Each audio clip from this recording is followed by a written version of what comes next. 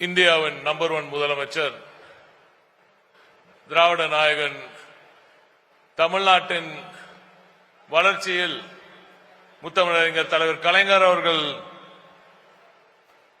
அவர்களின் ஆட்சியில் இடப்பட்ட அந்த பவுண்டேஷன், அந்த அடித்தளத்திலிருந்து இன்று தமிழ்நாட்டை இந்தியாவே ஏன் உலகே வியந்து பார்க்கும் முதலமைச்சர், நமது மாண்புமிகு முதலமைச்சர் அவர்கள் உள்ளிட்ட அனைத்து அமைச்சர் பெருமக்கள், பெரியோர்கள், தம்பிமார்கள், தங்கையர்கள், உங்கள் அனைவருக்கும் எனது வணக்கங்கள்.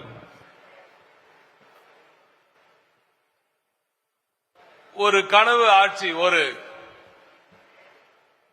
அரசாங்கம் இப்படித்தான் இருக்க வேண்டும், ஒரு முதலமைச்சர் என்றால் அவர் இப்படித்தான் இருக்க வேண்டும், மக்களோடு மக்களாக பயணித்து உங்களில் ஒருவன் நான் என்று ஒவ்வொரு நாளும் உரக்க சொல்லி அந்த மக்களிடம் இருந்து கற்றுக்கொண்டு பேரறிஞர் அண்ணா அவர்கள் கூறியதை போல மக்களுடனே பயணித்து மக்களிடம் இருந்து கற்றுக்கொண்டு இன்று மக்களுக்கான திட்டங்களை ஒவ்வொரு நாளும் செயல்படுத்தி காட்டியிருக்கும் மகத்தான முதலமைச்சர் நமது மாண்புமிகு முதலமைச்சர் அவர்களுக்கு முதற்கண் அனைத்து துறைகளின் சார்பில் ஒரு நன்றியை தெரிவித்துக் கொள்கிறேன். முதலமைச்சர் சொல்லிட்டாரு, நிச்சயமா சீக்கிரமா முடிச்சிருவோம். இருந்தாலும் அவருக்கே தெரியும், ஒவ்வொரு நாளும் உங்கள் உழைப்பினால் இந்த நாடு பெற்றிருக்கும் வளர்ச்சிக்கு சிறிது நேரம் நாங்கள் எடுத்துக்கொள்ள வேண்டும். முதலில் அருமை அண்ணன் அவர்கள் ஐடி துறையை குறித்து பேசவிருக்கிறார்.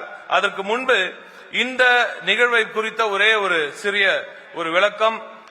5 ஆண்டு காலம் 10 ஆண்டு காலம் தமிழ்நாடு 2011 இருந்து 21 வரை எப்படி இருந்தது என்று நமக்கு எல்லாம் தெரியும்.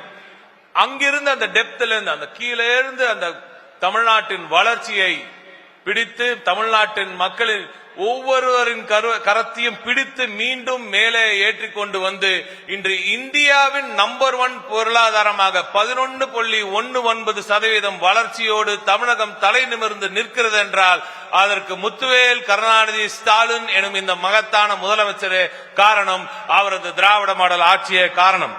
மக்களின் கனவுகளை புரிந்து கொள்கிறார், மக்களின் கனவுகளை நான் தீர்த்து கொடுப்பேன் என்று உரக்க சொல்கிறார், நம்பிக்கையோடு சொல்கிறார். மக்கள் அதை நம்பிக்கையோடு பார்க்கிறார்கள்.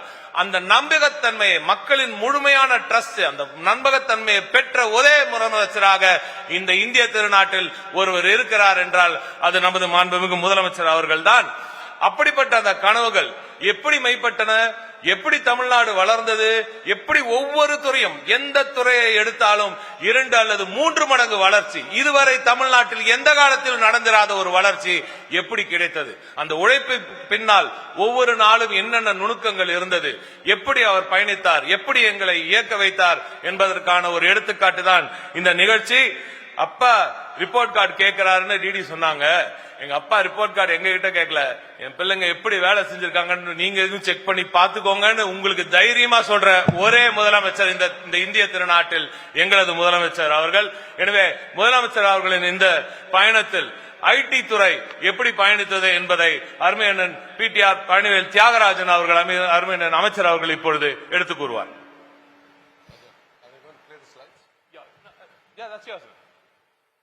அனைவருக்கும், முதலமைச்சர் உள்ளிட்ட அனைவருக்கும் காலை வணக்கம். நான் 2 கருத்து மற்றும் கூறி விடைபெறுகிறேன்.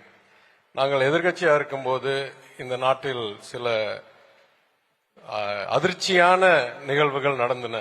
ஒன்று, பண மதிப்பிழப்பு, சில மணி நேரங்களில் முழு பணத்தை அகற்றுவது. அதே போல் 4 மணி நேரத்தில் ஒரு லாக்டவுன். அன்றைக்கு நாங்கள் எதிர்க்கட்சியா இருக்கும்போது நாங்கள் பிரச்சாரம் செய்வது கூறினோம், அதிர்ச்சியான அறிவிப்பு பண்றதுதான் ஒரு பெரிய தலைவர் இல்ல, ஒரு பெரிய தலைவருடைய 3 குணங்கள், மனித நேயம், அனுதாபம், ஒரு தாயுமானவராக இருக்கணும் முதல். 2வது, அவருக்கு தகவல் இருக்கணும், எங்கே என்ன பிரச்சனை, எதை எப்படி தீர்க்க முடியும் என்ற அடிப்படை தகவல் இருக்கணும். 3வது, அதற்கு செயல்படுத்துற திறன் இருக்கணும், செயல்திறன் இருக்கணும் என்று. இந்த சூழ்நிலையில் நான் ஒப்பிட்டு காமிக்க வேண்டியது, நாங்கள் 2021 ஆட்சிக்கு வரும்போது அடிப்படை தரவுகள் மிகவும் குறைவாக இருந்தன. நம்ம முதலமைச்சர் அந்த 4000 ரூபாய் ஏற்கனவே கொடுத்த ப்ராமிஸ போய் சேர்க்கறதுக்கு ரொக்கமாக போய் கடைக்கடையாக கொடுத்தோம். பல பாதுகாப்பு தேவையெல்லாம் இருந்துச்சு, அவ்வளவு ரொக்கத்தை நகர்த்துறதுக்கு. ஆனா இன்றைக்கு இந்த 4.5 ஆண்டுகளில் எவ்வளோ தகவலை தீட்டியிருக்கிறோம் என்றால், இன்றைக்கு சுமார் 336 திட்டங்கள், அரசாங்கத்தின் திட்டங்கள் முழுமையாக டிஜிட்டல் மயமாக இருந்து 2 கோடி மக்களுக்கு மேல் ஒரு ஃபேமிலி டேட்டா பேஸ் உருவாக்கி 30,000க்கு மேல் இ சேவைகள் மையம் உருவாக்கி இன்றைக்கு சுமார் 300 சேவைகள் ஒன்னு இ சேவை மையம் இல்ல வாட்ஸ்ஆப்பில் கிடைக்கிற அளவுக்கு செய்திருக்கிறோம். இதற்கு குறிப்பாக நான் 3 விளைவுகளை கூற விரும்புகிறேன். முதல் விளைவு, ஜனவரி மாதத்தில் திறந்த வாட்ஸ்அப் செயலி மூலம் உங்களுக்கு அரசு சேவைகள் கிடைக்கும். அந்த திட்டத்தில் 2 மாதங்களில் சுமார் 4 லட்சம் பேர் அதில் சுமார் 7 லட்சம் சேவைகளை பெற்றுள்ளார். அப்ப செயல்திறன் எவ்வளவுன்னு பாத்துங்க. முதல். இரண்டாவது, இந்த ஒரு சர்ப்ரைஸ் கிஃப்டா முதலமைச்சர் இந்த 3000 ரூபாய் அட்வான்ஸ் உரிமை தொகையும் இந்த 2000 ரூபாய் கோடைக்கால தொகையும் கொடுக்க திட்டமிட்ட போது 5 ஆண்டுகளுக்கு மேல் 2000 ரூபாயை ரொக்கமாக போய் சேர்க்க வேண்டிய இருந்த சூழ்நிலையில் சுமார் 6500 கோடியை இ டிரான்ஸ்பர் மேல பேங்க் டிரான்ஸ்பர் மூலமாக 1.31 கோடி குடும்பங்களுக்கு வெறும் 3.5 மணி நேரத்தில் செயல்படுத்தி அதை போய் சேர்த்தோம். அதுதான் செயல்திறன். மூன்றாவது நான் கூற வேண்டியது, ஏன் இந்த தகவல் எல்லாம் முக்கியம் என்றால், இன்றைக்கு நான் கூறுவேன், எந்த மாநிலத்தை விட தமிழ்நாடு தான் கூடுதல் தகவல் வைத்திருக்கிறது. ஒரு நபருடைய அவங்களோட தேவைகளுடைய அவங்களுடைய திட்டங்களுக்கு மேட்சிங் இருக்கிற அளவுக்கு. ஏனென்றால் உச்சநீதிமன்றம் தலைமை நீதிபதி சொல்றார், அரசியல்வாதிகள் சும்மா பணத்தை வழங்கி அரசியல் செய்யறாங்க தேர்தலுக்காகன்னு. தரவு இருந்தால் பரவாயில்லை, தரவு இல்லை என்றால் தான் அது தவறு என்று சொல்றார். நான் கூறுவேன், எந்த மாநிலமும் இந்தியாவில் இல்லாத அளவிற்கு தமிழ்நாடு அரசாங்கம் முதலமைச்சருடைய வழிகாட்டுதலில் ஒவ்வொரு பயனாளியுடைய முழு தரவுகள், முழு தகுதி உரிமைகள் பற்றி தகவல் வைத்து செயல்திறனையும் மனித நேயத்திற்கு ஒரு தகவலும் இருக்கிற அடிப்படையில் இந்த 5 ஆண்டுகளில் வேற எந்த மாநிலம் முன்னேறாத அளவுக்கு ஐடி துறை முதலமைச்சர் தத்துவம் இருக்கிற அடிப்படையில் செயல்பட்டிருக்கு என்று கூறி இந்த வாய்ப்புக்கு நன்றி கூறி நான் விடைபெறுகிறேன். வணக்கம்.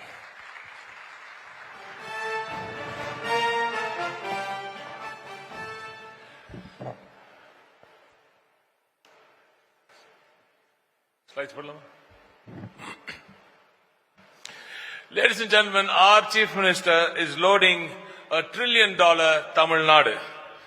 தமிழ்நாட்டை $1 trillion பொருளாதார வளர்ச்சியை நோக்கி ஒவ்வொரு நாளும் நகர்த்தி கொண்டிருக்கிறார் மாண்புமிகு திராவிட நாயகன் நமது முதலமைச்சர் அவர்கள். Which is the superstar state of India? Which is India's superstar state? இதை நாங்கள் கூறவில்லை, இதை சொல்வது The Economist. The Economist says Tamil Nadu, ladies and gentlemen, is the superstar state of India.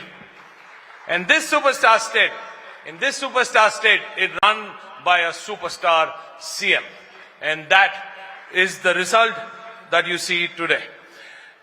Economist மட்டுமல்லாமல் the New York Times, Bloomberg, Wall Street Journal போன்ற மகத்தான ஜார்னல்ஸ் எல்லாமே நம்ம வளர்ச்சியை பற்றி அவர்கள் புகழ்ந்து இந்த நாட்டின் வளர்ச்சியை குறித்து தமிழ்நாடு மட்டும் எப்படிப்பா இப்படி தமிழே தனியா வளருது, இந்திய அளவுல வரல, ஒரு நாட்டுல ஒரே ஒரு மாநிலம் மட்டும் அப்படி ஷைன் பண்ணுது, எப்படி இது என்று எல்லோரும் வியந்து இன்று எழுதுகிறார்கள். அடுத்து இதன் வெளிப்பாடாகத்தான், இப்படிப்பட்ட அந்த வளர்ச்சியின் வெளிப்பாடாகத்தான் இன்று 11.9 விழுக்காடு வளர்ச்சியை தமிழ்நாடு எட்டியுள்ளது. இது எப்படி இருக்கு, எப்படி சாத்தியம் என்பதெல்லாம் உங்களுக்கு நன்றாக இன்னும் சொல்ல போகிறோம். எல்லாம் ஒரு நாள் ஃபுல்லா இன்னைக்கு சொல்ல போறோம். ஆனா அதுல manufacturing growth 14.74% is manufacturing growth. இதுக்கு எப்படி இன்வெஸ்ட்மெண்ட் வந்துச்சு, எப்படி இந்த வளர்ச்சி சாத்தியம் என்பதை நான் கூற விரும்புகிறேன். ஆனால் இங்க இந்த ஸ்லைட்ல பாத்தீங்கன்னா மத்த ஸ்டேட் எல்லாம் எப்படி என்ன வளர்ச்சி, ஆனா ஒரே ஒரு ஸ்டேட் மட்டும் டபுள் டிஜிட் growthல இருக்குன்னா அது தமிழ்நாடு மட்டும்தான் என்பது இங்க இருக்கும் அனைத்து பிள்ளைகளும் நீங்கள் எல்லோரும் உங்க தோல்ல தட்டிக்கிட்டு பெருமைப்பட வேண்டிய ஒரு அற்புதமான ஒரு வளர்ச்சியை கொடுத்திருக்கிறார் நமது முதலமைச்சர் அவர்கள். 11.19 அடுத்த ஸ்டேட் 8.199 அது என்ன ஸ்டேட் உங்களுக்கு நல்லா தெரியும். அந்த ஸ்டேட்டுக்கு என்னென்ன உதவிகள் டெல்லியில் இருந்து வருது, மற்ற அதுக்கு அடுத்து இருக்கிற ஸ்டேட்டுக்கு என்னென்ன உதவிகள் டெல்லியில இருந்து வருது இதெல்லாம் உங்களுக்கு நன்றாக தெரியும். ஆனால் என்றுமே டெல்லிக்கு அவுட் ஆஃப் கண்ட்ரோலாக இருக்கும் இந்த தமிழ்நாடு எந்த உதவியும் இல்லாமல் முத்துவேல் கருணாநிதி ஸ்டாலின் எனும் நமது முதலமைச்சர் அவர்களின் ஒரே உழைப்பினால் இன்று நிமிர்ந்து உயர்ந்து நிற்கிறது என்பது குறிப்பிடத்தக்கது. இது எப்படி சாத்தியமானது என்பதை நாம் சிந்தித்து பார்க்க வேண்டும். Distributed growth, inclusive distributed growth, அனைவரையும் உள்ளடக்கிய பரவலாக்கப்பட்ட வளர்ச்சி. அதற்கு சற்று நேரத்தில் வருவோம். இப்போ தொழில்துறையில் சாதனை குறித்து நான் ஒரு டிஃபரன்சியேஷன், இந்த இதுக்கு முன்னாடி ஆட்சி எப்படி இருந்தது, இப்ப ஆட்சி எப்படி இருக்குது, நான் 5 ஆண்டுகள் மட்டும் தான் எடுத்திருக்கேன். 10 ஆண்டுகள் எடுத்தா இன்னும் மோசமா தெரியும் அவங்களது. இருந்தாலும் இந்த 5 ஆண்டுகளை மட்டும் எடுத்து பார்த்தால் அவர்களது 16ல இருந்து 21, அதாவது நமது இதுக்கு முந்தைய ஆட்சியின் 16 முள்ளு 21 வரைக்கும் பாத்தீங்கன்னா 471 புரிந்துணர்வு ஒப்பந்தங்கள் போடப்பட்டு அதன் மூலம் 4 லட்சம் கோடிக்கான முதலீடுகள் ஈர்க்கப்பட்டு கிட்டத்தட்ட ஒரு 13.606 வேலை வாய்ப்புகள் உருவாக்கப்பட்டது என்று கூறப்பட்டது. இந்த 5 ஆண்டுகளுக்கு மட்டும் கிட்டத்தட்ட ஒரு 4.5 ஆண்டுகளில் மட்டும் 2.5 மடங்கு வளர்ச்சி, 1190 MOUக்கள், 12,54,000 கோடி முதலீடு தமிழ்நாட்டிற்குள் வந்திருக்கிறது. 36 லட்சம் வேலை வாய்ப்புகள் இதன் மூலம் உருவாக்கப்படுகிறது. அதாவது MOUs 2.5x 2.5 மடங்கு, இன்வெஸ்ட்மெண்ட்ஸ் 3 மடங்கு, வேலை வாய்ப்புகளும் 3 மடங்கு.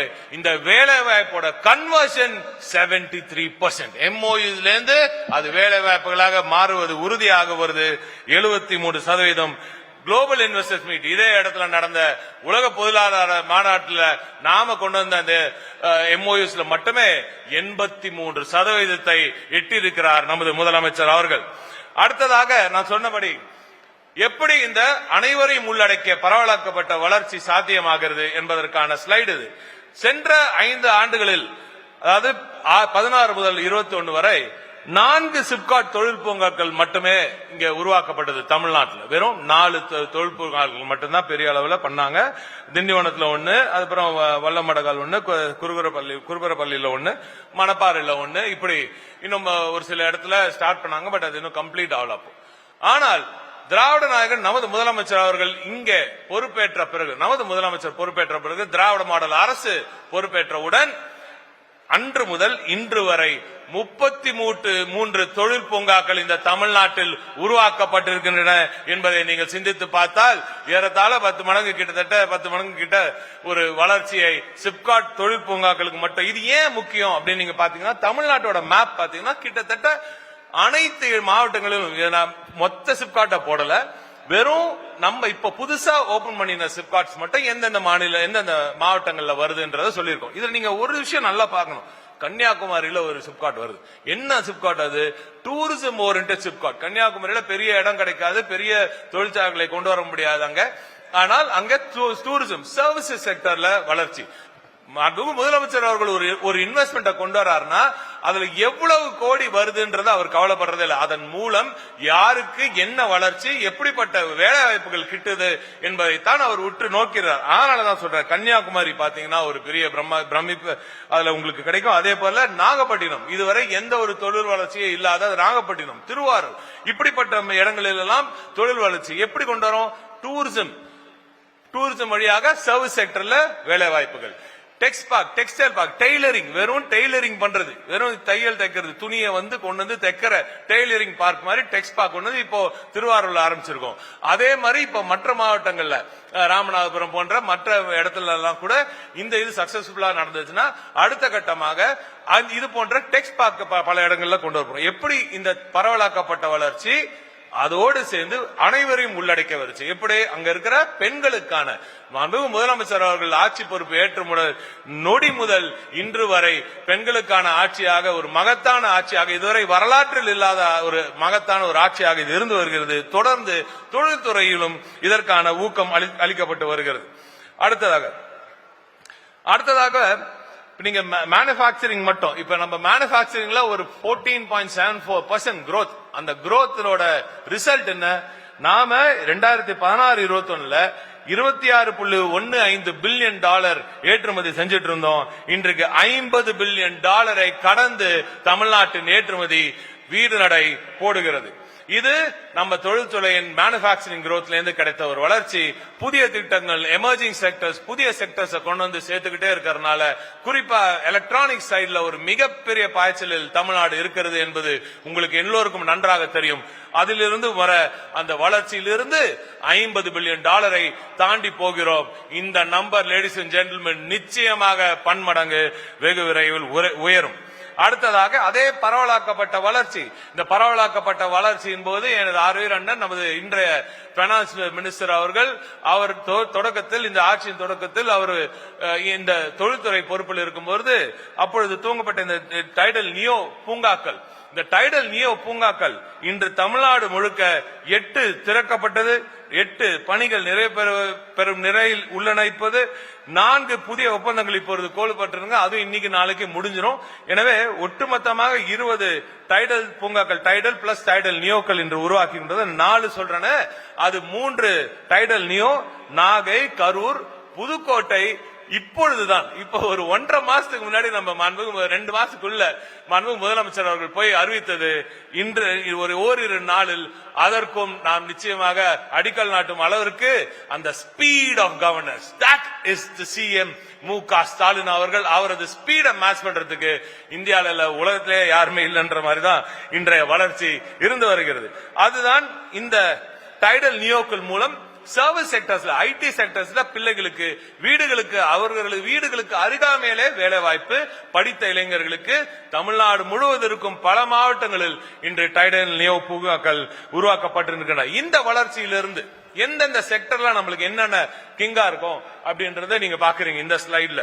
41% இந்திய அளவிலான முதல் மாநிலமாக நாம தான் auto capital of India. We are the auto components capital of India. We are the electronics capital of India. We are the footwear capital of India. இப்படி அடுக்கி கொண்டே போலாம். Textiles of course. So 41% electronic மின்னணு பாகங்கள் ஏற்றுமதியில நமது share 41%, 42% வாகன உதிரி பாகங்கள்ல இருக்குது.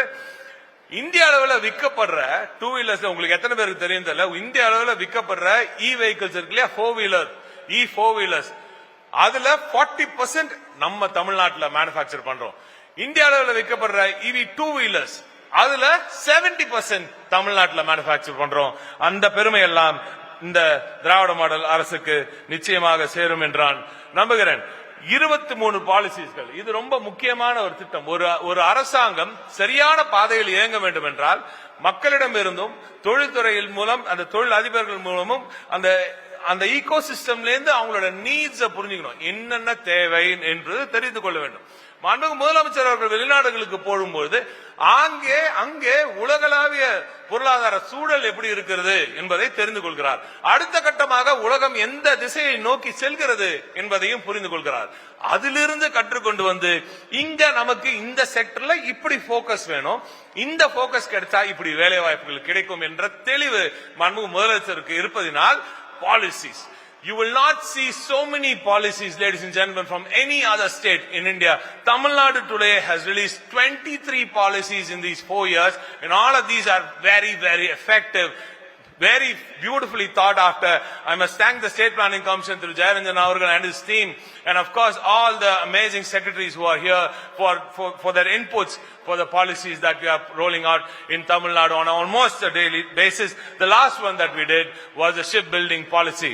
இப்படி இந்த பாலிசியில அந்த கொள்கைகள், ஒரு அரசாங்கத்தின் கொள்கைகள் எப்படி இருக்கு என்பதை பார்த்து தான் முதலீட்டாளர்கள் வருவார்கள்.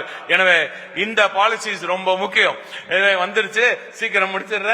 அடுத்ததாக நாம் மிக முக்கியமா பார்க்க வேண்டியது ஸ்டார்ட் அப்ஸ். அண்ணன் அவருக்கும் தெரியும், ஸ்டார்ட் அப்ஸ் தமிழ்நாட்டு ஸ்டார்ட் அப்ஸ் ஏறத்தாழ 2045 இருந்த 2021 2045 இருந்தது. இன்று 13,500 ஸ்டார்ட் அப்ஸ் ஆக தமிழ்நாடு வளர்ந்திருக்கிறது என்பது குறிப்பிடத்தக்கது. இதில் மிக முக்கியமாக 40% பெண்களுக்கான ஸ்டார்ட் அப்ஸ் என்பதில் நாம் எல்லோரும் பெருமைப்பட வேண்டிய ஒரு விடயம். இந்த அனைவரையும் உள்ளடக்கிய இந்த வளர்ச்சி இந்த வளர்ச்சிக்கு தொழில் வளர்ச்சி வேண்டும் என்றால் இன்ஃப்ராஸ்ட்ரக்சர் ரொம்ப முக்கியம். அந்த இன்ஃப்ராஸ்ட்ரக்சர் அர்பன் ஏரியாஸ்ல மட்டும் இல்ல, ரூரல் ஏரியாஸ்லயும் ரொம்ப முக்கியம். 2 ஸ்லைடு ஆர்டிலையும் மாஸ்லயும் கொடுத்திருக்காங்க. அது நாங்க அந்த இன்புட்ஸ் நாங்க எடுத்து அது 2 மட்டும் சொல்லியிருக்கோம். அதையும் உங்களுக்கு நான் இப்போ உங்கள் முன்னால் வைக்க விரும்புகிறேன். ஆர்டில மட்டும் ஒரு ஹாப்பி ஹோம், ஒரு சந்தோஷமான இல்லம், அப்பதான் ரொம்ப முக்கியம். ஒரு சந்தோஷமான ஒரு ஒர்க் போர்ஸ் கிடைக்கும். ஒரு ஹாப்பி ஒர்க் போர்ஸ் இருந்தாதான் சரியான வளர்ச்சி கிட்டும். ஆகவே தான் முதலமைச்சர் அவர்கள் ஆர்டி மூலமாக 3 லட்சம் வீடுகளுக்கான அடித்தளம் இன்று இட்டிருக்கிறார். அதில் 1.25 ஏறத்தாழ 1,75,000 வீடுகள் ஏற்கனவே கட்டப்பட்டிருக்கின்றன. 15,000 கோடி ரூபாய்க்கான முதலீடுகள் 42,000 கிலோமீட்டர் சாலைகளில் செய்யப்பட்டிருக்கிறது. அனைத்து கிராமங்களிலும் 5,200 கிராமங்களில் ஏஜிஎம்பி மூலமாக மிகப்பெரிய ஒரு முதலீடு வந்திருக்கிறது. தண்ணீருக்கு, குடிநீருக்கு டுவாட் மூலமாக கிட்டத்தட்ட 15,600 கோடி ரூபாய் 3 கோடி கனெக்ஷன்ஸ் டுவாட்ல கொடுத்திருக்கிறாங்க. மாசு பொறுத்த வரைக்கும் சென்னை இன்று டீசால் கேபிட்டல் ஆஃப் இந்தியாவாக இருக்கிறது.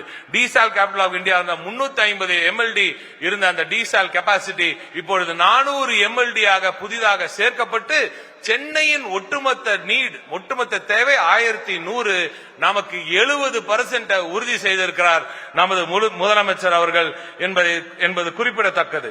சென்னையில் மட்டுமே 5,400 கோடி ரூபாய்க்கான குடிநீர் திட்டங்கள், சென்னையில் ஏறத்தாழ 6,000 கோடி ரூபாய்க்கான சூவேஜ் திட்டங்கள், 2,600 கோடி ரூபாய்க்கான வடிகால் திட்டங்கள், நகர்ப்புற சாலைகளுக்கு மட்டுமே 17,000 கோடி, நகர்ப்புறங்களில் பாலங்கள் கட்டுவதில் மாண்புமிகு முதலமைச்சர்கள் உள்ள இருக்கும் அந்த மேயர் மு க ஸ்டாலின் அவர்களின் அந்த எக்ஸ்பீரியன்ஸ், ஒவ்வொரு நகராட்சிக்கும் ஒரு கார்பரேஷனுக்கு என்னென்ன தேவை என்பதை அவர் சிந்தித்து செய்வதனால் 178 உயர்மட்ட பாலங்கள், பல பூங்காக்கள், முதலமைச்சர் அவர்களுக்கு மனதிற்கு மிக நெருங்கிய தொல்காப்பிய பூங்காவோட ரீவாம்பிங்ல இருந்து கலைஞர் சென்டினரி பார்க்ல இருந்து செம்மொழி பூங்கா வரை மகத்தான பார்க்குகள் மதுரையில, சேலம்ல, ஜெயிலாம் இப்போ பூங்காக்களாக மாற்றி அமைக்கப்பட போகின்றன என்பதும் ஒரு சிறப்பு தகவல்.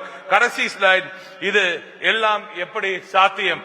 கேப்டன் கூல் நமது முதலமைச்சர் அவர்களின் 4 முக்கிய ஒரு ஸ்பெஷாலிட்டிஸ். 1 டேஷ்போர்ட். ஒவ்வொரு நாளும் அந்த டேஷ்போர்ட் மூலமா அவர் பார்க்காத டிபார்ட்மெண்ட் இல்ல. He has a very wide based dashboard.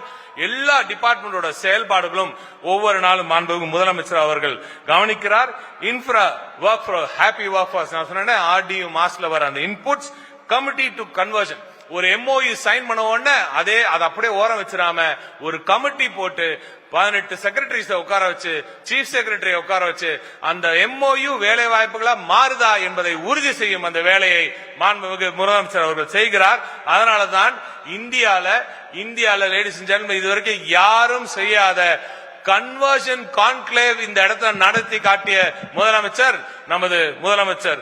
அதுதான் அந்த ட்ரஸ்ட், அந்த உறுதி, அந்த மக்கள் அவர் மீது வைத்திருக்கும் நம்பிக்கை.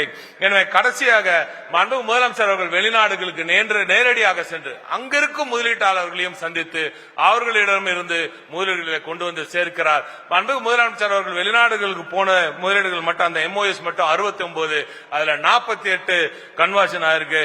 அதுல 26% ஏற்கனவே ஆபரேஷனலாவே இருக்கு என்பதை கூடுதல் தகவல். எனவே இப்படிப்பட்ட ஒரு வளர்ச்சியை கொடுக்கும் நமது முதலமைச்சர் எப்பவுமே சொல்வது போல, யாருமே இதெல்லாம் முடியாது என்று நினைப்பும் பலருக்கு it is finished, it is over என்று சொல்லும் நமது முதலமைச்சர் அவர்களுக்கு ஒரு சல்யூட் அடித்து விடைபெறுகிறேன். நன்றி, வணக்கம்.